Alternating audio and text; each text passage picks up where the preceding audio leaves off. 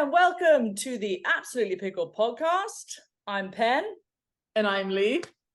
And we're absolutely pickled. Oh my God, we did it.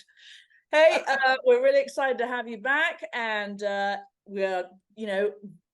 is going to be a doozy because we've got a really special guest, a friend of Lee's who's in the waiting room right now. So I've got to let her in just a second. And she is the #1 pickleball player, correctly? Female pickleball player in the UK. Yeah, I'm not sure if it's self-proclaimed #1 or she actually is. Okay. But either way, you know what? She's worthy of the title. No, she is the #1 UK player, female player for sure. She's a dear friend, and I have to give her a hard time. All right. So we will be right back. Stay tuned. Hi, everybody, and welcome back to Absolutely Pickled, the best podcast out there right now for pickleball fans. Lee, would you like to introduce our fabulous special guest? We're lucky to have the #1 female British pickleball player around, and I will say that she's only the #1 female British player because all other British pickleball players that play pickleball do not live in England. So she has a self-proclaimed title, even though she would kick all our butts when we're on the court with her. But the one and only Thaddea Lock. Okay, so that was going to be my first question. Thaddea, welcome. Am I saying your name right? Thaddea, yes. Thaddea, perfect. Yes. How are you? I'm great, thank you. I've just come back from 2.5 weeks in the States. It's been amazing. Oh, where were you? I played 2 APP events, one in Atlanta, one in Dallas, and then I went to stay with some friends in Wichita in Kansas. Oh, that's fantastic. So, well, just to give you some frame reference, we are bi-coastal. So I'm on the West Coast. I'm just near LA. And Lee is in Florida. So we're either side. And so, but, you know, she doesn't sit still. So she's all over the place. But no, I actually bumped into Thaddea. Yeah, I bumped into Thaddea at Atlanta and Dallas. So we had a little run in, and that's where I was like, by the way, what are you doing Monday? Yeah, we need you on the show. Yeah. So, Thaddea, I've heard and watched a little bit of you on another podcast. So I'm probably going to ask the same kind of questions just to give our listeners and viewers a bit of background. But for starters, I mean, we've got 3 English women here. I hope you're happy with my tea cozy, by the way, and my bollocks sign. But Lee and I obviously played together back in what you always say back in the 1900s. Late 1900s. Yeah. I knew her. I'm 4 years older than her. So I knew her when she was 16 and I was 20. I like to take credit for the fact that I think I taught her how to play doubles, but she probably... I was young and impressionable. Yeah, she couldn't. And it was all downhill from there. So anyway, we did play together for county and county week and whatever. We played for Hertfordshire. You're from Bristol? Yeah, so I played for Somerset growing up. Somerset. I wasn't sure if Somerset or Gloucestershire. Okay. That real place? Somerset. Yeah, it is a real place full of lots of great people. They talk like this, don't they, in Somerset? I thought they did. I thought they said. Yeah, I managed to escape the accent. Yeah, you sound just like us. Well, although Lee's got a bit of a messed up accent now. I don't know what hers is. She's got a bit of a mix. Because I have to fit in with the Americans, so I have to kind of act like I'm chewing gum constantly and speaking. Yeah, well, so you grew up in Bristol and played tennis and just started playing and became a really good junior, right? Yeah. Jump in any time here. And so just give us a little bit of history of how you got to America. So yeah, I grew up playing tennis. I started when I was 8 years old in my primary school, just kind of by chance. I had a few lessons. I can't really remember much between starting in my primary school and then being in regional training, but there must have been something in the middle of that. Okay, time out. Like talent. Again, regional training when I was 9 was 6 bloody hours long. They shortened it to 4 by the time we were like in our, 15, 16. But I remember my mum going, blimey, 6 hours for a little kid is a long time. But anyway, regional training. Oh, sorry. So I did regional training. Then I started playing tournaments every weekend. My parents were ferrying me around the country every weekend to tournaments, as we all know. And then was in national training, and then just kind of was playing nationally from about 10 onwards, and then started playing kind of ITF junior circuit 15, 16, 17, and then was ranked 900 in the world WTA, kind of at the point where I was doing okay, but I wasn't doing well enough to make a career out of it. So I kind of had to make the decision, do I keep doing this? Do I keep slogging away on the tour, probably never going to make any money? Or do I take up a scholarship in America, which I decided to do? So yeah, I came over to the States for 4 years and had an amazing time playing college tennis. Oh, that's great. And you were in Marshall? Was it Marshall in West Virginia? West Virginia. And Yes. that must have been a bit of a culture shock. It was very different. West Virginia is a beautiful state, but a lot of people from West Virginia haven't left West Virginia. So having an English person So it there. is true what they say. I don't want us to get censored, but yeah, there's a lot of stories about West Virginia. It's a beautiful state though. Yes, it's beautiful. And there are a lot of great people there, but me kind of coming there from England, there was a lot of kind of fascination with my accent, with this place that was very far away that they didn't know anything about. I remember when I first started and people would be like, do you have the internet in England? And I was kind of like, yes, we have the internet in England. And we have flushing toilets, internal toilets. No, but I'll see you and take it one further, because I went to school in South Carolina. Same experience, just like a couple of decades prior. Yes. You know, and they're like, how'd you get to school? I'm like, well, my donkey. And they're like, do you have electricity? I'm like, no, we live in caves. And like, some people actually believe that we lived in caves in Gibraltar. Like, it wasn't a real place. And that, you know, it was like with us is backwards, you know, and I'm like, oh, what is this? Like, we don't have those back home. You know, it was an interesting sort of, you know, and you look at people, you're like, well, you know, you just don't know what you don't know. And when you put yourself in their shoes, it's like, you know, it's not, it's ignorance, but it's naivety, you know, and it's not, they're not trying to be rude or stupid or disrespectful. No. It's just they don't know what they don't know, you know, and it's, so it becomes this thing. And it showed, I mean, me kind of how privileged I was. You know, I got to travel to a different country and study and do university in a different country when a lot of them hadn't even left the state, let alone the country. So yeah. Once you got to America and you're playing scholarship tennis and you finished your degree there, and did you ever think, oh, I think I might stay, like me and Lee did? Or did you go, no, I'm going to go home. My parents want me to come home, because mine did, and I didn't do it. To be honest, I was actually a bit ignorant. And I think it wasn't really until after I left that I realized I could have stayed. So when I finished, I kind of always planned to come home. And then when I got home, I was like, oh, why didn't I apply for the OPT visa? So then I came home, and then I was trying to actually get back out, but obviously once you've left, it's a lot harder to get back out.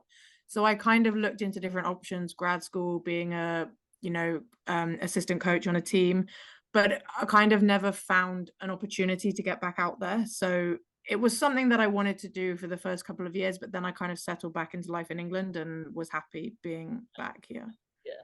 Was it because like when I was in school, like way before you, and you had your OPT, like it wasn't something that was actually very publicly known, like, and the only reason I knew about it was because people on the tennis team a year or two ahead of me had applied with I'm going to do this, I'm getting my work, you know, my whatever, and it's like, oh, and I'm like, what is that? And it was because of them that I knew I could get it. It wasn't that it's something that is just information that is publicly known for every international student that came over. And I think, I mean, I know nowadays a lot of the students that go over, I think it is a lot more publicly known, and people kind of stay. It's like, I'm going to stay. I know I'm going to stay, but I feel like when I was there, it wasn't really known, and it wasn't really until I came home that I kind of really looked into it and found out about it. All right. So you finish college, you come home, you're like, I've got to get a job. But yet you seem to have stayed in the tennis world, and done some really cool stuff. So give us a quick snippet of that, and because we're transitioning to how the hell did you start playing pickleball? Okay, so that's where we're going. Yeah, and then more importantly, how the hell did you meet Lee Whitwell? That's the other. part we're getting to. Okay, but start with We can't. It's actually not safe for work content, so yeah, okay. we can't actually tell that story. No. Okay, start with the wedding. So I came home while I was at college. When I would come home in the summers and at Christmas, I was like hitting with juniors at the David Lloyd Centre that I trained at in Bristol. So when I came home, I basically became a full-time coach at that club. But I was a full-time coach. I became a county coach. I did a lot of schools coaching in both private and state schools. So I kind of made myself a business in tennis in a lot of different areas. I was really lucky to work with some top international junior players at the time, everything from kind of like little kids that just came to TOTS tennis to adult beginners to kind of, yeah, good level international students. And I did that for about 5 years, I think. And then I got to the point where I was like, I can't do this anymore. I felt very bored. I was kind of like, I need some stimulation. Like, this is great. It was good money, but I just needed a change. Yeah. And I also didn't want to pigeonhole myself just to be able to tennis coach for the rest of my life. Not that there's anything wrong with that, but for me, I kind of got to the point where I was starting to hate it. So I randomly applied. I didn't know what I wanted to do. I randomly applied for a job in events with the LTA, working on the WTA event in Birmingham. Just as an event assistant on a 3-month contract. I got the job somehow. That contract, because it was only a 3-month contract, I worked Monday to Friday in London, and I drove home Friday night, coached tennis in the weekend over Bristol, and then Monday morning I would drive back to London. So for 3 months I had a bit of a crazy life. Oh my God. Doing the two together. How because old I were didn't you? want to 23. 22, Yeah. 23. That's when you do stupid stuff like that. No sleep and caffeine. You can go Yeah. all day. It's like, Well, but I don't drink caffeine. So I'm also a bit strange because I don't drink caffeine. I'd be drinking something stronger than caffeine if I was doing that. I'd be coming over on Friday again. I've got to do what this weekend? Monday, I've got to drive back again. Wow. I know. That's impressive. How long did you keep that up for? So I did that for 3 months, which was the length of the contract, because I knew come to the end of the contract, I probably wouldn't be able to stay in London. I'd have to come back. So when I finished the contract, they didn't have a contract for me. So I then came back to Bristol, continued coaching. A few months later, the guy who was my boss in the event reached out to me and said, hey, look, we've got another event. We've got a wheelchair event. Do you want to come back and do another 4-month contract? So I said, yep, great. I would love to, because I'd loved working in the kind of events world. So I went back, worked on a wheelchair tennis event, the Masters. And I started off doing the same thing, Bristol on the weekend, London during the week. Halfway through, I was like, I can't do this anymore. And I said, I'm not coaching anymore. I know I want to move into events and I'll figure it out. Yeah.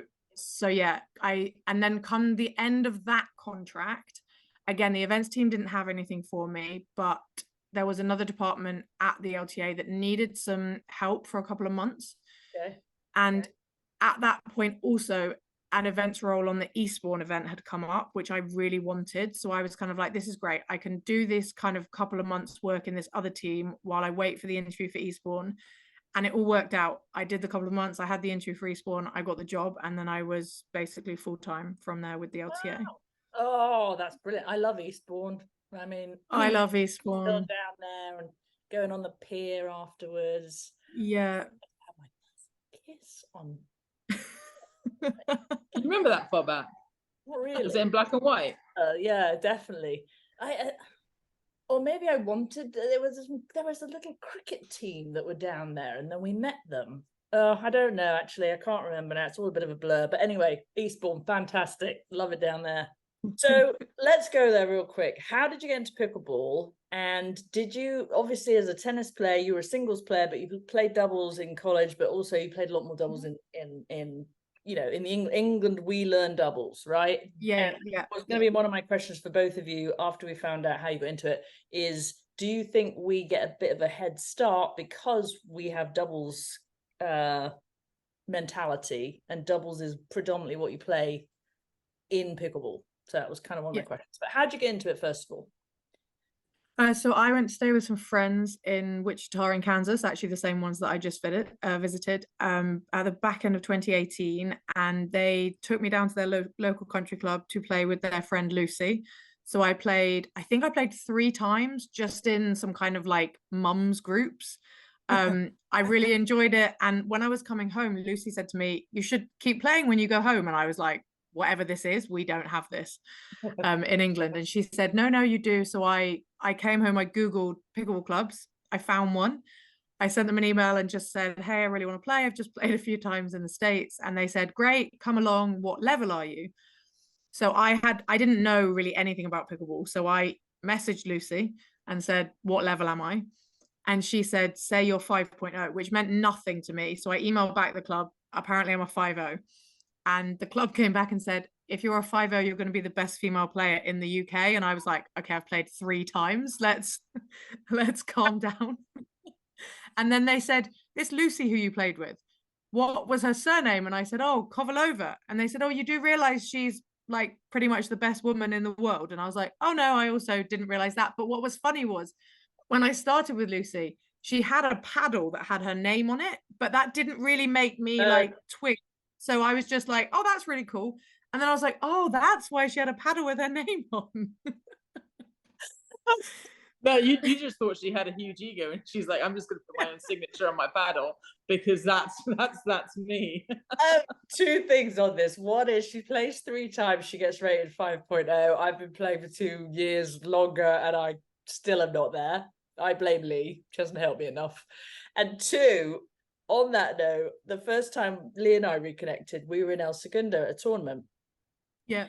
And she said, oh, I'm playing, I'll come visit. And, you know, she hadn't met my kids, or you hadn't seen them since they were little, right? So she came and had a beer with the kids. And we walked down to the park, right, for this tournament. Yeah. And people, and I know her as Whitwell, right? And so I'm like, yeah. People are running, Lee, running up to, will you sign my paddle? Will you sign my, and I went, what is going on? She says, well, yeah, kind of a big deal.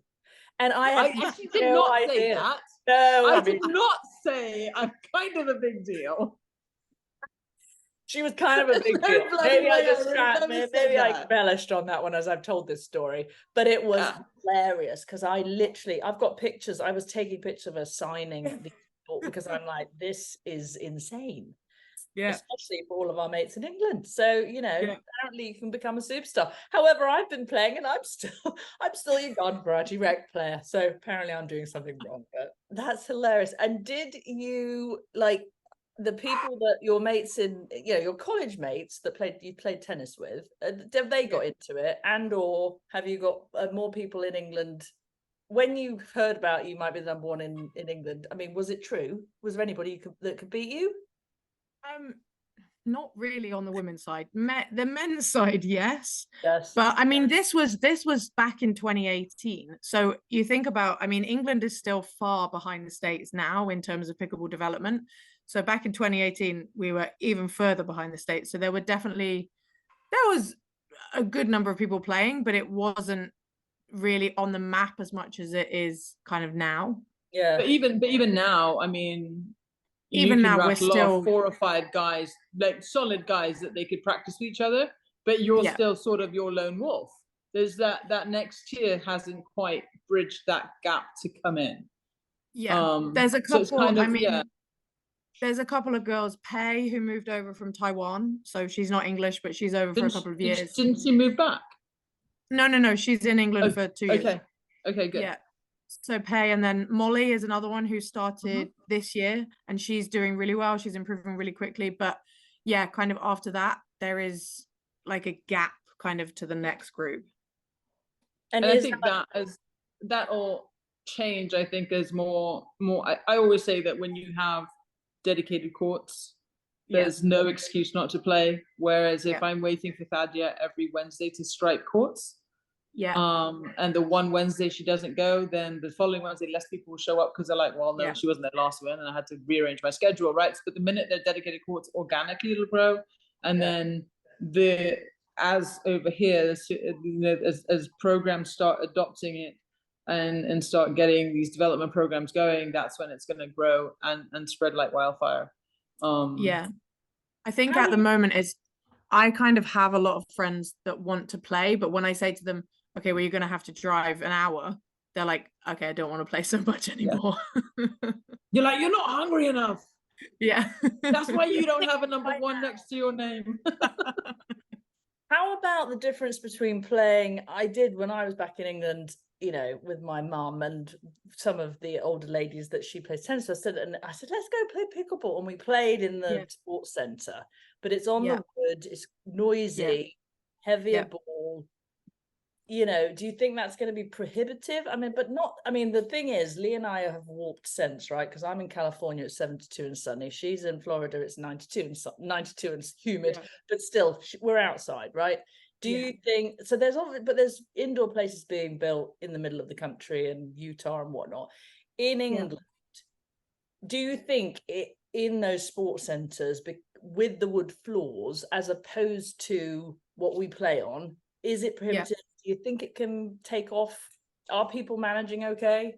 To the general person that wants to play pickleball, I think it is not prohibitive. You know, a lot of people don't want to play at the pro level. They want to go and, you know, join a community, have fun, learn the game. So I think it does a really good job from that point of view.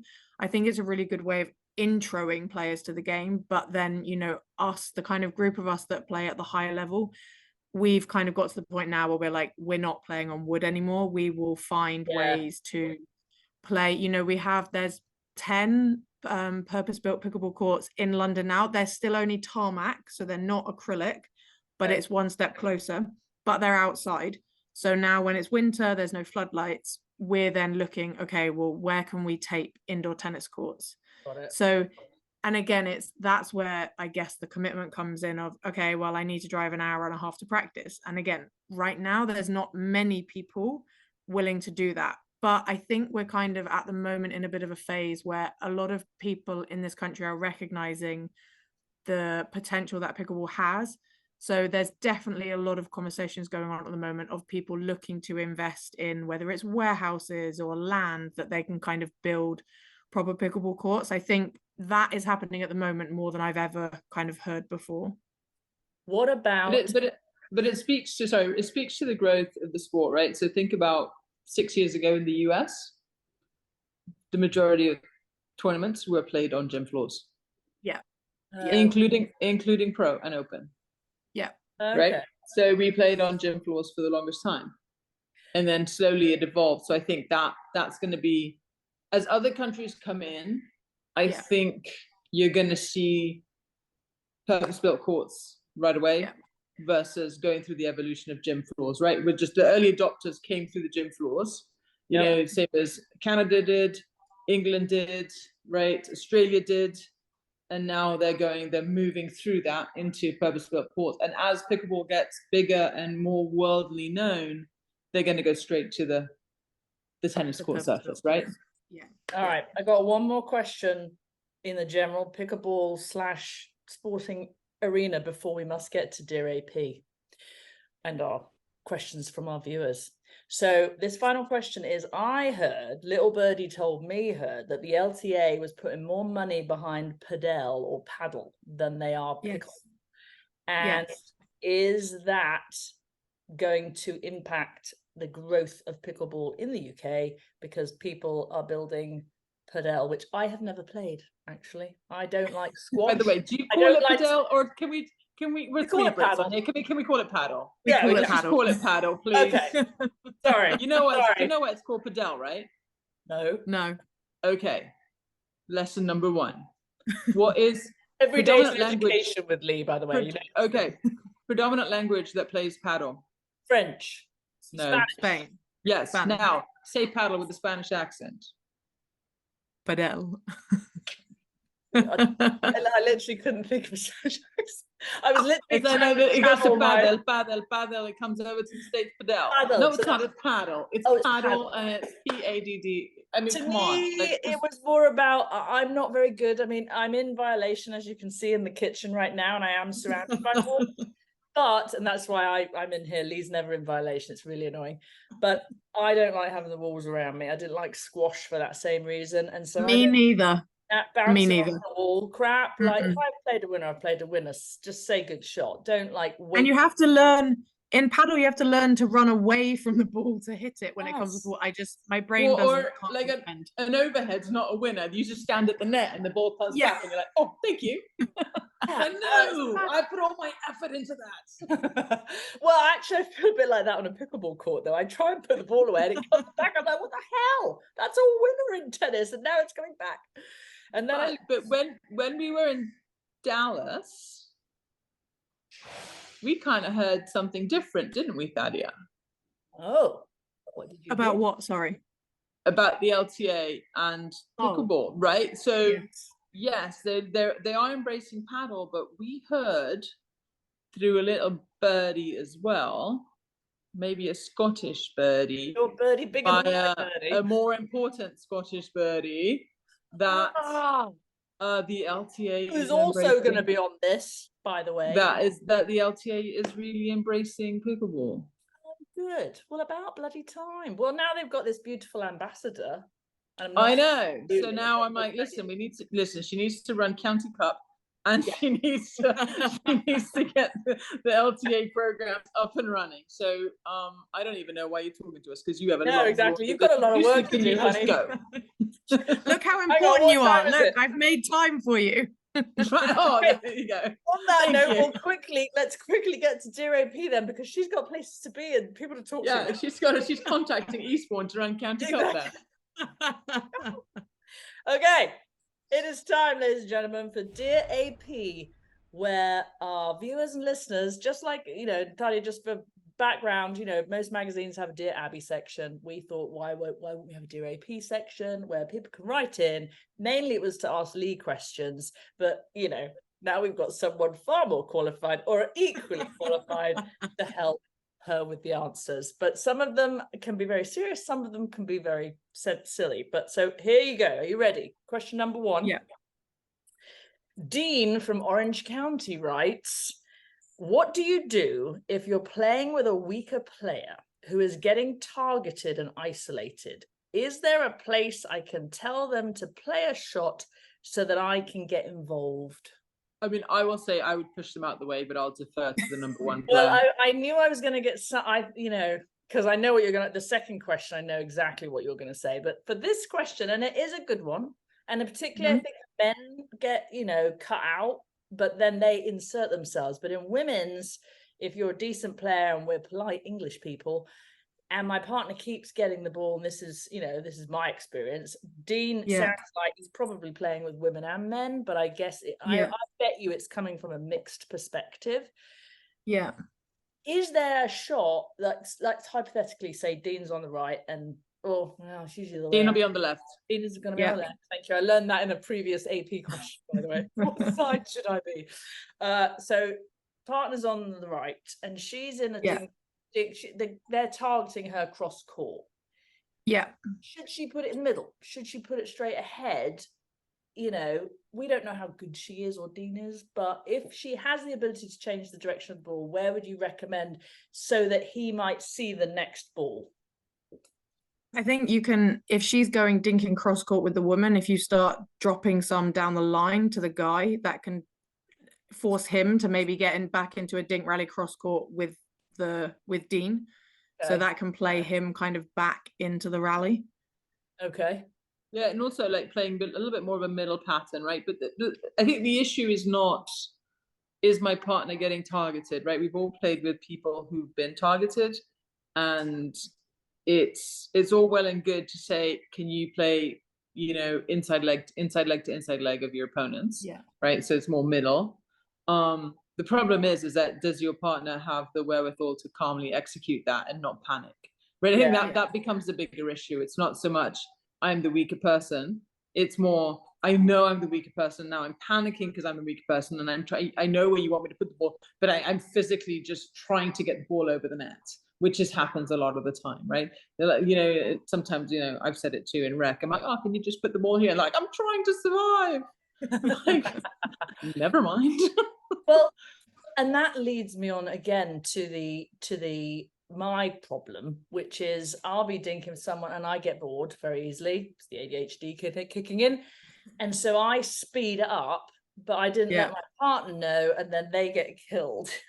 So, is there do you ever have a conversation? Well, you guys probably wouldn't because you're at such a high level, but if you were watching me and my partner, would I have a game plan beforehand with my partner, like we do in tennis, you know, giving signals? Would we have said, right, after the third, it seems like they're targeting you and you're all stuck in the dink rally. After the third shot, go down the line and I'll be ready. Do you know what I mean? I mean, Yeah. No, you do not do that. Okay. No, you don't. I mean, here's the thing. Well, Like, if Thaddea and I are playing and I want to speed up the ball, right? I'm going to speed up the ball. Now, I need to speed up the ball in the right spot. So as not to compromise myself or my partner, right? Okay. Now, if I'm What's at the kitchen right line, spot? right person, right hip, right rib area in there somewhere, Okay. right? Not center mass, because that's a backhand block. But like, let's say I'm at the kitchen line and Thaddea's still working her way up in transition, right? Because it's been, you know, third, fifth, whatever. And I'm like, oh, I trust her, I'm going to get all the way in. And then the ball comes to me and I speed it up the wrong way, right? She's not set. She's still on her way in. Yeah. So now I've kind of sort of screwed us a little bit, because now, yeah, I've just been like, good job, you got a good partner then. Yeah, no, but a lot of it is, it's like, you need to be settled in the point. You want both of you to be somewhat settled. Like if you're still trying to get up there, or you've gone out wide, got a ball, and you're off balance coming in, and then your partner just rips it, and you're like, well, hang on a minute, I'm still on my way back. You know, it's there are times that you can do it, and a lot of the times it's like impatience should not be the reason why you speed up the ball. Right, well, so there's a problem for me to work on, but we've got Dr. Simon Marshall to help with our mental issues. And by the way, Thaddea, we have a really good sports psychologist who's a mate of mine that is a regular on our guest, so you might want to watch some of the episodes, because actually Lee won't want you to. She's number one. She's mentally tough. I'm not one, so I have to. And I definitely have to. All right, I don't know if we answered Dean's question, but we gave it a good go, Dean from Orange County. So now we're moving on to question number 2. Kari from Austin, Texas. Sounds like a doozy. Yeah, this is going to be a doozy. There are a lot of older ladies that play in our league. Not sure if they have bad eyesight or are desperate to beat me, but I seem to get a lot of bad line calls against me. Do you have any suggestions of how to handle this? Don't hit so close to the line. Yeah, exactly. That's a smart answer. That's a smart answer. The smart answer is about to come from this one. No, don't hit so close to the line. Okay. You can't punch an old lady. No. But here's the thing. Obviously, if you're winning the point, hitting close to the line, hitting 6 inches from the line is going to be just as good, because obviously they're not mobile. So that's just true. Make them move, make them topple over. I live in the villages. I shouldn't be saying that. I live because you know my line to these, you know, as soon as I get a bad one, because I literally pretend like I've just started playing pickleball, and I go, oh, I'm sorry, I've just started playing. I thought the lines were in. No, you can just say, oh, was that ball out? Are you sure? You're like, oh, and then you're like, hang on a minute. I'm like, I don't know why your optician's calling me, but so the answer to Kari from Austin, Texas is don't play so close to the lines, which is hard because the court's smaller than a tennis court now. It's getting smaller. Yes, but it's harder to hit close to the line. Yes, and it's like you shouldn't be hitting passing shots in pickleball. No. You should be just trying to hit people. Bottom line. Got it. Like, just like, don't try to pass them. Just take Doris out. Just take Doris out. I mean, not in the head. That ball's going out, and if she can't duck, well, it's probably her hips. Right. Then her eyesight is going to be even more bad. Because she can't see the ball coming out of her head. But that's not. But don't no headshots. I mean, you're not a sniper. Like, just go for the gut. Perfect. Well, that was your AP. So now we come to the second most fun part, if not the most fun part of the show, when we ask our guests, did you ever watch, again, we're aging ourselves, aren't we, Lee? Did you ever watch Inside the Actors Studio with James Lipton? No. Okay, good. So you have no idea. You know what? I don't think this episode's ever going to air, because it's going to be like, Daddy's going to repost this going, that time I was in a podcast with people from the bloody 1800s in their Victorian outfit. Talking of old people and on wigs. court. Yeah, exactly. Shut up. Okay. Well, anyway, so they had one of them had scurvy. So anyway, they used to do this questionnaire, right? And it was basically a bunch of questions, and you just have to tell us the first thing that comes to your mind. It doesn't have to be pickleball related. It won't be. I made Lee do this a couple of episodes ago. So here we go. And there's, just the first thing that comes to your mind. You can have a little think, but the first thing that comes to your mind. Okay. What's your favorite word? Chocolate. Excellent. Very good. Good start. What's your least favorite word? What am I allowed to say? No, you can say anything you want. Anything. You can say anything you want. We can edit out the pauses. My least favorite word, mold. Oh, I love it. Okay, that's a good one. I like that one. Yeah. I thought you were going to say the other M word. A lot of people don't like moist. Okay, what is the noise that you love? What is the noise that I love? The noise of the rain when you're going to sleep at night. Oh, good one. That would be why those. Maybe go deep. Yeah. She goes to sleep in a tent. Yeah. All right. What is the shower with the shower head on? She got to get out of the shower and she fell asleep. Thaddea sleeps in a tent in the shower. That's what we got from this. What is the noise that you hate? If you say that, our voices will be very similar. Lee's attempted American accent. No. I don't know what you're talking about there, girl. Oh. That's fantastic. Okay. What profession other than pickleball player / tennis player, you can't say tennis player, pickleball tennis player, what profession other than those would you like to attempt, which means you can't have tried it yet? Oh, would I like to attempt? It'd be quite cool to be a stunt woman. Ooh, that's dangerous. That's spoken. I mean, I wouldn't be good, but it'd be fun.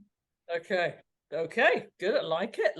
Bit of, we live in Hollywood here. I can bring you over, introduce you to some people. What profession other than pickleball, blah, blah, blah, would you not like to attempt?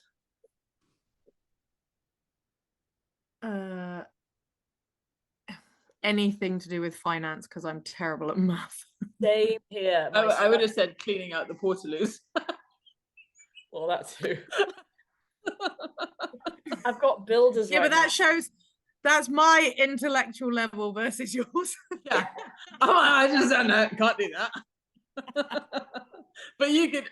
But if we did have those jobs, we would be terrible at them because you would be able to balance my books and I wouldn't be able to clean properly. So it'd be a non-starter. Excellent. Okay. Lee's favorite question here. What's your favorite curse word? Oh, probably the curse word that I say the most, shit.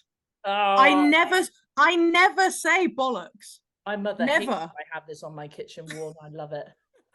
Really? You never say it? I just say it. I never say it. And that's another one where Americans go bullocks and they spell it with a U. Yeah. Is that like more than one Sandra? Yeah, exactly. So SHIT is your favorite go-to?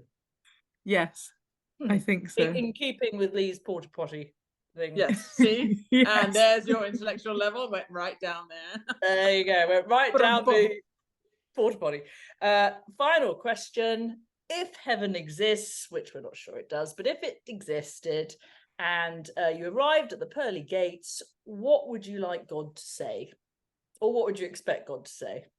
Sorry, we are full. We cannot take any more people. I would expect him to say, "You are also the #1 pickleball player in heaven." Oh, yes. But we have no pickleball courts here, so you are useless so strong. Move on. That's the best answer we've had yet. Oh my God. Way to go. Thaddea Lock rocks. That was brilliant. Okay. Fantastic. Well, I'm going to wrap it up here. Thank you so much for being with us, Thaddea. We might well have you back on again if you're up Thank for you. it as we progress. But been a pleasure. Yes. Nice to meet you. Don't go anywhere. But we are ending the recording right now. See you later.